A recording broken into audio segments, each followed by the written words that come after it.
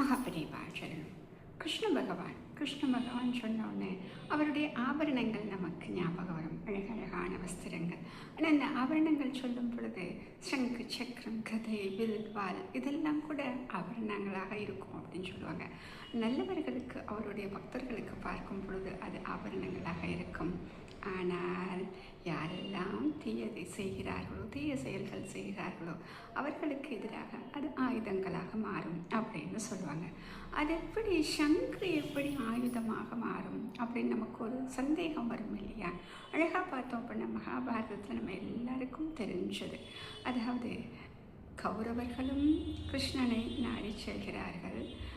அடுத்தது யார்? பாண்டவர்கள் 2 பேருமே கிருஷ்ணன்கிட்ட உதவி கேட்டு போகிறாங்க.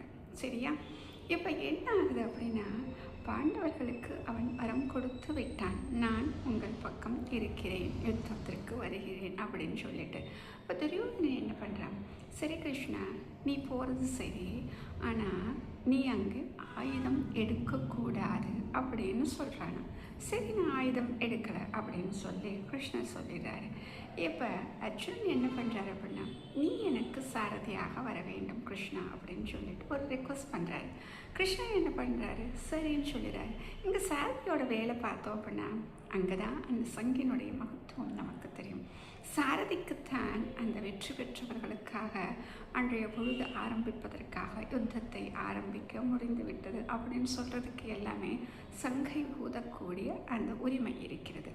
அப்போ சாரதி தானே சங்கை ஊத வேண்டும். கிருஷ்ணனிடம் எந்த சங்கு இருக்கிறது? பாஞ்சஜன்யம்.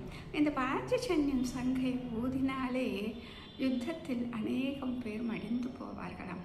துரியோதனனுக்கு அப்பொழுதுதான் புரிந்தது, கிருஷ்ணனிடம் நாம் பார்த்துத்தான் பேசியிருக்க வேண்டும். ஆயுதத்தை உபயோகப்படுத்தக்கூடாது என்று சொன்ன நாம் அவனுடைய சங்கை உபயோகப்படுத்தக்கூடாது என்று சொல்ல மறந்துவிட்டோமே என்று அப்பொழுதுதான் உணர்ந்தான். ஆக ஆபரணமாக மாறுவதும் ஆயுதமாக மாறுவதும் பக்தர்கள் அவனிடம் சென்று சேரும் போது வைக்கக்கூடிய பிரார்த்தனைகள் இருக்கிறது இல்லையா? அப்படித்தான் நாமும் கிருஷ்ணனிடம் பிரார்த்தனை செய்யும் பொழுது எப்பொழுதுமே நீ எனக்கு ஆபந்தவனாக இருந்துவிடுன்னு சொல்லிட்டா போதும். எப்பொழுதுமே அவனுடைய ஆயுதங்கள் நம்மை காக்கக்கூடிய கவசங்களாக இருக்கும். மகாபெரியவா சரணம்.